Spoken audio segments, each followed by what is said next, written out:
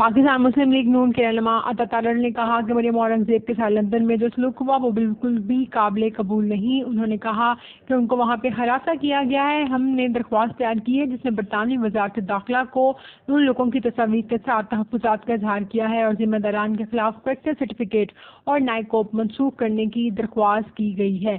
انہوں نے مزید کہا کہ وزیر اعظم نے بین الاقوامی سطح پر پاکستان کا مقدمہ رکھا ہے جبکہ ان کا دورہ امریکہ بھی کامیاب رہا۔ برطانیہ کے دورے کے دوران وفاقی وزیر اطلاعات مریم اورنگزیب صاحبہ کے ساتھ جو واقعہ پیش آیا ان کی ہمت کو، ان کے حوصلے کو داد دیتے ہیں، مگر یہ رویہ بہت دیر چل نہیں سکتا۔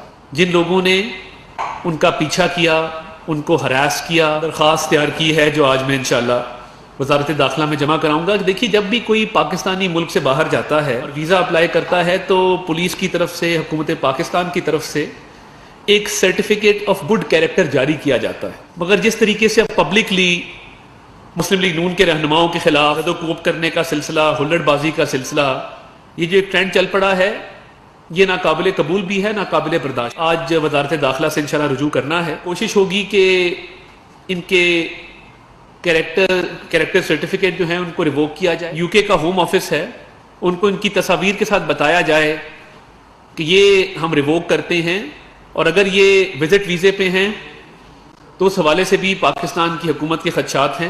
اسٹوڈنٹ ویزے پہ ہیں تب بھی ہمارے خدشات موجود ہیں، اور اگر یہ پرماننٹ ریزیڈنٹ ہیں تب بھی ہمارے خدشات موجود ہیں۔ تو یہ جب یہ کارروائی آگے چلے گی تو انشاءاللہ نائکاپ کی منسوخی، پاسپورٹ کی منسوخی، یہ بھی اس پہ بھی غور کیا جا رہا ہے کہ اس کو عمل میں لایا جائے اور یہ منسوخی کی جائے، کیونکہ یہ ملک کی عزت کو اب خراب کرنے کا معاملہ ہے کہ جہاں چار لوگ اکٹھے ہوں، جس مرضی کی پگڑی اچھال دیں، جس مرضی کی عزت کو تار تار کر دیں، تو یہ معاملہ چلے گا نہیں۔ پچھلے کچھ مہینوں میں آپ نے دیکھا کہ یہ رجحان بڑا ہے، اور عمران نیازی صاحب نے ان لوگوں کو ترغیب بھی دی ہے، حوصلہ افزائی بھی کی ہے۔